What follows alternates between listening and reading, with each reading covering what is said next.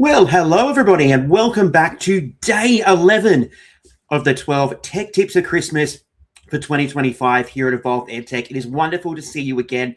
We have had such a bumper season so far, and we are really just progressing towards the end, which is really sad because it means there's another 12 months before we see each other again for the 12 Tech Tips of Christmas. But that doesn't matter because it's a festive time of year, and we're going to celebrate the next two episodes. Today, we've got another great tool that we're going to share with you, something that you may be using, something that you may have tinkered with. You may have popped that toe into this particular pond, but we're going to share some tips and tricks to help you make the most of this tool. And it's a wonderful tool, which I think would be very beneficial if you have access to that.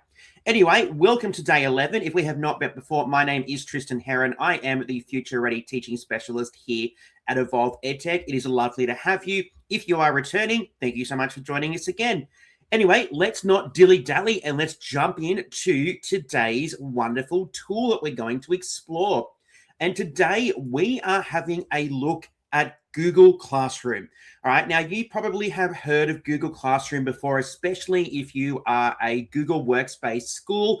Google Classroom is a powerful learning management system that you can employ to really help you streamline your organization, your communication, your collaboration, basically anything to do with your learning and teaching programs that you might deliver to your students. Google Classroom is a wonderful tool to use. But do you know what I have discovered? There are lots of people out there that have heard of Google Classroom that might have dipped that toe in, but they actually don't know about some of these really intricate tips and tricks which can make your life as an educator so much easier. So today we're going to go in and we're going to have a look at some of these little things that you may or may not know about so that you can become an absolute Google Classroom master. But let's just quickly go through and introduce you to Google Classroom. If you are new to education or you're new to Google and Google Workspace and Google Classroom, let's go and have a look and see what this powerful tool is. So Google Classroom is a simple, powerful learning platform that helps teachers organize lessons, streamline communication, and support students more efficiently. It is designed to reduce workload and make digital learning easier. Classroom keeps everything in one place: assignments, resources, announcements, feedback, and student work. So you can focus on teaching, not juggling tools. With just a few clicks, you can share materials, create tasks, track progress, and provide meaningful feedback, all while giving students a calm, consistent, and online space to learn. There's lots of intricate tips and tricks which I want to share with you so that when you go and dive in to Google Classroom, you're actually going to be able to become a master and use it really efficiently and effectively. So let's dive in and have a look at some of these really practical tips to help you as an educator with Google Classroom. Okay, tip number one is to use topics to organize your class stream.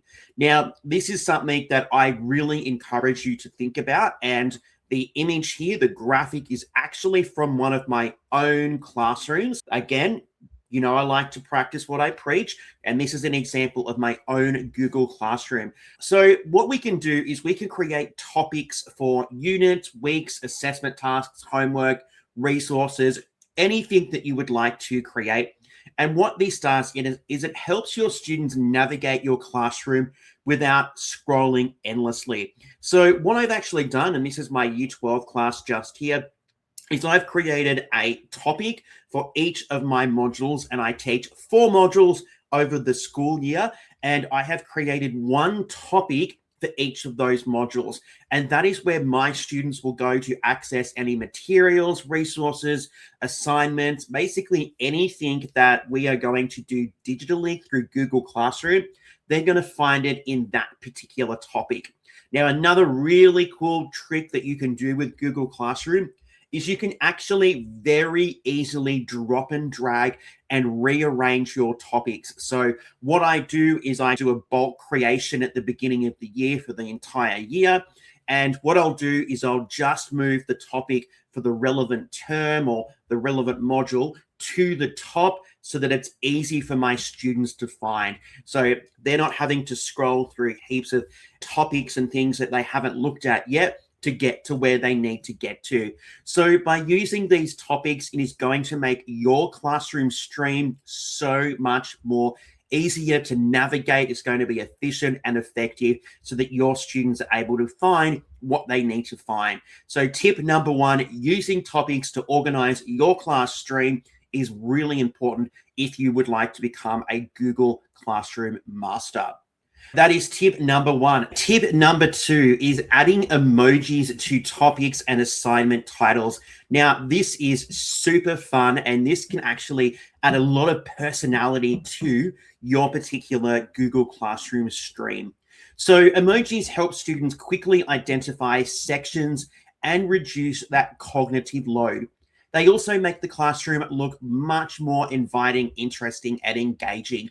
And this is where you can jump in, you can go to something like Emojipedia, and you can find an emoji that might relate to your topic, your unit, your course, whatever you are doing to really make your particular Google Classroom a little bit more lively, engaging, and interesting based on what you are teaching. So all we're going to do here is we just pop in, if we've got a topic, we just pop our emoji in at the beginning. One thing that I really love about this, and I've heard this from a few other wonderful edtechers, is that by using emojis, it actually helps your students be able to find resources, information, topics, materials, assignments much quicker and much more efficiently because you ask them to look for a particular emoji. So for example, maybe we've used a love heart, and maybe we're asking our students to scroll through and find the assignment with the green love heart. So that way they're just looking for that rather than having to focus on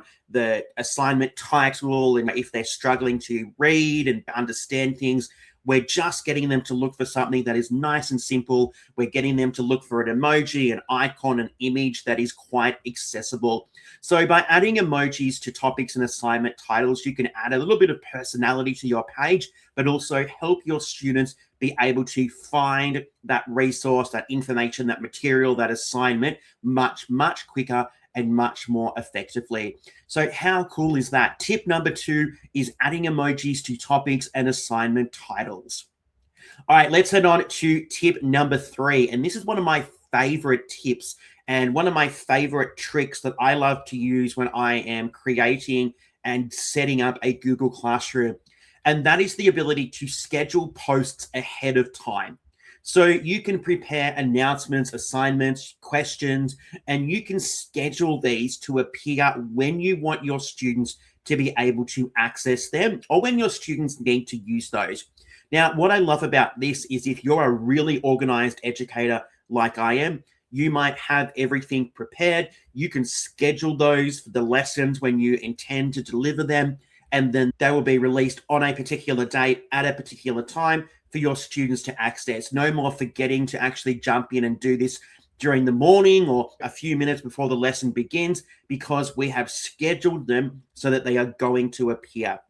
Now, it's really easy to schedule. All we do is we create whatever we're going to create. So this example here on the screen is an assignment. Just up here in the top right-hand corner of your page, you will find this blue assign button. Now, if we don't click on assign, but we click on this drop down menu just here to the right, we will get a couple of options. We can assign, which will assign it right now. We can schedule it, or we can save it.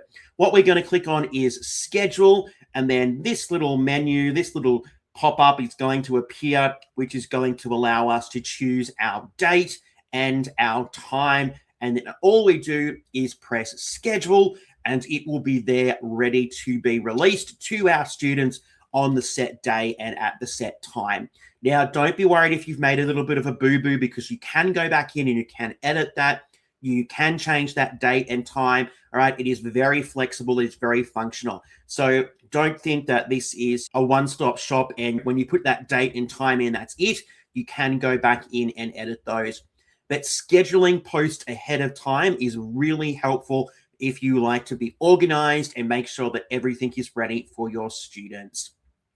Tip number 4, reuse posts from previous classrooms. Now, this is amazing. All right. So if you have an assignment or a piece of material or a topic or something like that that you use from year to year and it doesn't change a lot, you could actually save a lot of time by reusing these. And all we need to do is click on the reuse post option, which brings back those assignments, announcements, those materials, anything from those earlier classes or previous years. So again, I've just got my example here on the screen, and we can see here that I'm just on my stream page just here, which is the first page that Google Classroom will open up to when you head into your classroom. And you can see here that we've got new announcement. We don't want new announcement. We want to click on the repost button just here that has the red circle around it. Then what you will find is another menu will appear with all of your classes, and then you can go in and you can select what you would like to reuse. So don't think you have to reinvent the wheel every single year. You can very easily jump in and reuse posts from previous years so that you don't have to go in and waste your time copying and pasting or typing and updating and all of those things. Okay, tip number 5, using rubrics for clear and consistent feedback. Now, we know rubrics are so important in making sure that our students understand what is required, what they need to demonstrate to us so that they can achieve to the best of their ability. But rubrics are so useful for a number of different ways. So you can attach a rubric to assessments so students understand expectations, and you can provide structured, consistent marking. Now, it does take a little bit sometimes to set these up, but again, once you have these, you can reuse these.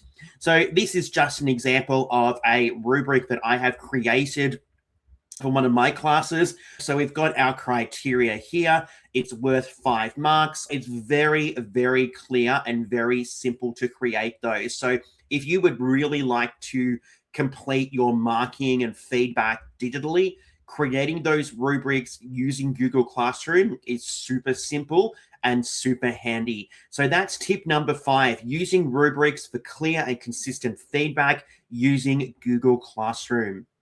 Let's head over to tip number 6, adding multiple teachers to share the load. So we might be teaching in a stage, a grade, we might have a co-teacher, and what we can actually do is invite our team teaching partner, supporting teacher, or even our faculty colleagues to help monitor student progress, mark work, or post materials. You don't have to necessarily do all of this on your own. You can actually have other educators, other colleagues in there working and doing these particular tasks with you. So to be able to add your teacher colleagues, all we do is head to our Google Classroom page. We just jump over from Stream to our People tab just here. So I've just circled it here in red. Then you'll see your teachers will appear at the top. And all we do is head over here and we click on this little person with a plus sign. And from that, we're going to be able to add our teachers who we would like to be part of our classroom. We can decide on the level and access that they have. But that is where you are going to add your teacher colleagues to your particular classroom. If you are team teaching, if you have a support teacher, if you've got a faculty Google Classroom that you use or something like that, that is where you are going to add those co-teachers. So tip number 6 is adding multiple teachers to share the load is so super simple, and it could make your life so much easier. Let's jump over to tip number 7, and this is another great one and another really positive aspect of Google. So number 7 is using the private comments for quick, targeted feedback. So private comments let you give personalized support or direction without overwhelming students with long feedback threads. So this is really handy if you want to provide your students with some quick, really explicit, specific feedback on different aspects of their particular work. So I've got an example just here, which is an example of an activity that I did complete with some of my students this year. And what you can see is just over here on the right-hand side, we have this private comments section. So this is just going to be shared with your particular student so that they can jump in there and that they can actually see this. So those private comments, which you can add over here, are going to be important and helpful in helping them improve their work, making sure that they're able to identify what they're doing well and what they need to continue to work on. So those private comments are really important, and it's really easy to add this if you're using Google Classroom. Tip number 8 is to turn off the stream notifications for a cleaner look. So you can stop your stream from becoming cluttered by hiding automatic notifications for new classwork posts. This keeps students focused on important announcements. So essentially what we do is when we jump into Google Classroom, we end up on our stream, which is like a Facebook or an Instagram type feed where everything just appears. So it's going to appear in chronological order. So when you post something new, it's going to be at the top. So this is really important if you're doing something and you're posting things because you're really organized and you're doing it early in the year, but students aren't accessing that till 6 months later, and you've posted a million other things in that time. This is why it's really important to have management of our stream so that we're able to find and our students are able to do things. There's also a couple of really good things here, which also could eliminate some problems in your classroom with students. So what we can do here is all we do is we come up here to the cog. The cog is always our additional settings here as well. So we're going to click on our cog, which is in our top right-hand corner, and then we will have a whole heap of different settings that we can access. We're going to scroll down to our stream and classwork settings, and here you have your ability here. So we have our stream, and within our stream, what we can do is we can decide on who is able to add things to the stream, who can comment, etc. So if you don't want your students creating announcements on the stream and commenting, you can change that. You can also decide how much of that classwork information is displayed here. So we can condense that so that it is nice and clear and accessible. Now, my personal preference when it comes to whether or not students can add something and comment on the stream is that I do allow it. And it actually came from another EdTecher. I think it might have been Matt Miller from Ditch That Textbook, who actually just said, do you know what? If your students are going to be posting something in your Google Classroom stream, it's probably better that they're posting it there because you're monitoring it.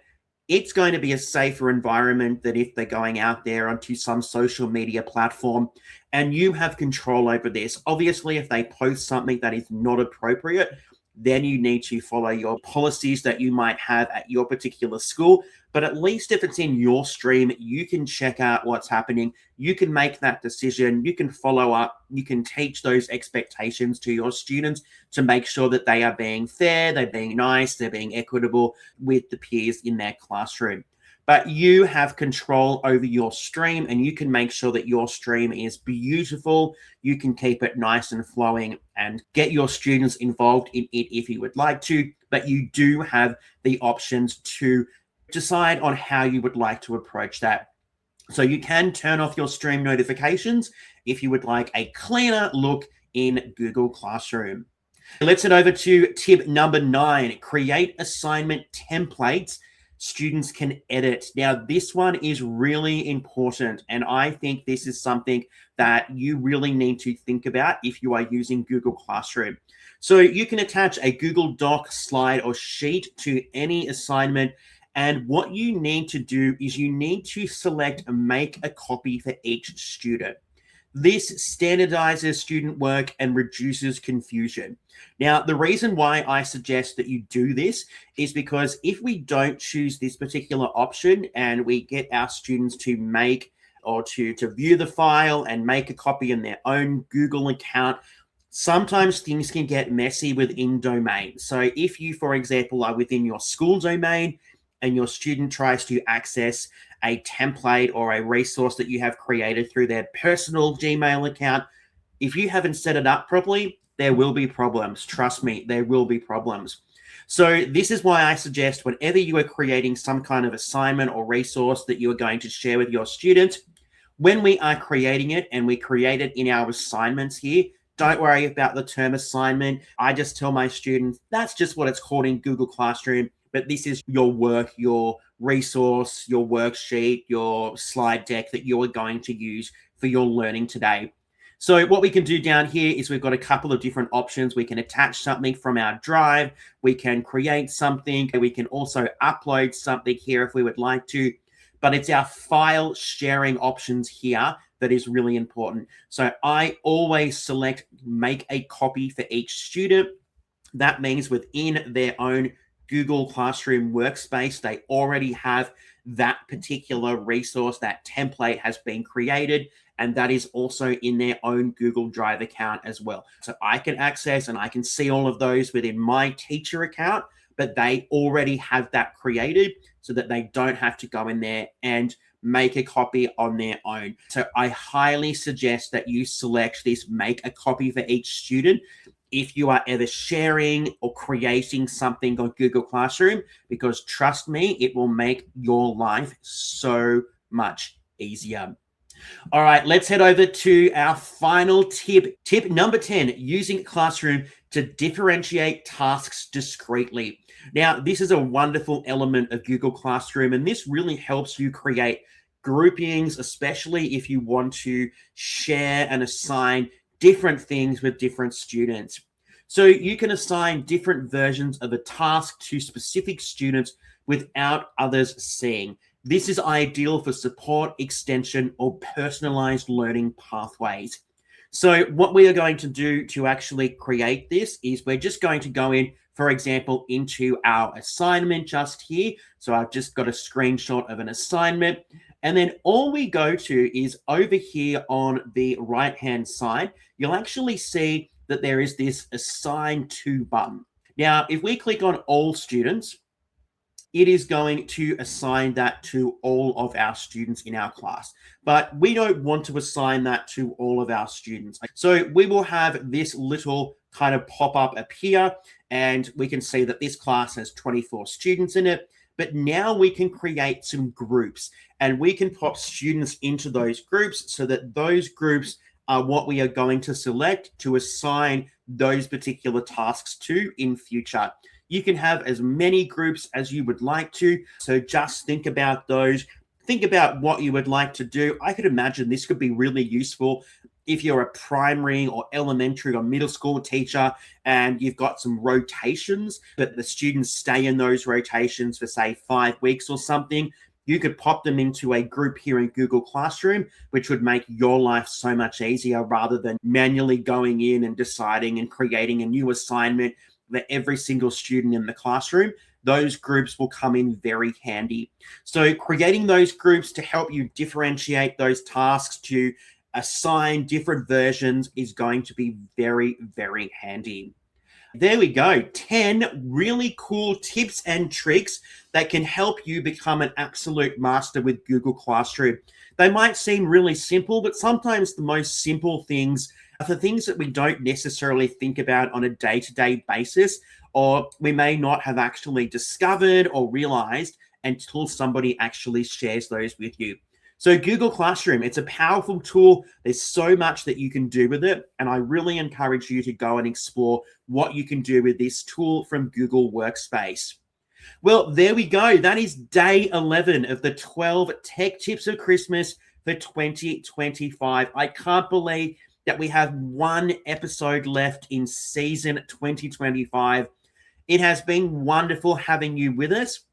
But before we head off today, don't forget, if you haven't done so, we'd love it if you would subscribe to the Evolve EdTech YouTube channel. We would love to reach 1,000 subscribers to really get the Evolve EdTech name out there in the universe.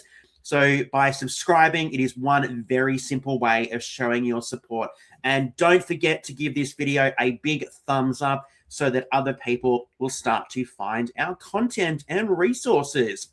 Well, thank you so much for joining us for day 11. 1 day to go. We've got a wonderful resource that we are going to share with you tomorrow, and we hope that you can be part of that adventure with us. Until tomorrow, everybody, my name is Tristan Harron. Thank you so much for joining us. We will catch you again tomorrow for day 12 of the 12 Tech Tips for Christmas for 2025. Until then, everybody, stay safe, and we'll see you tomorrow.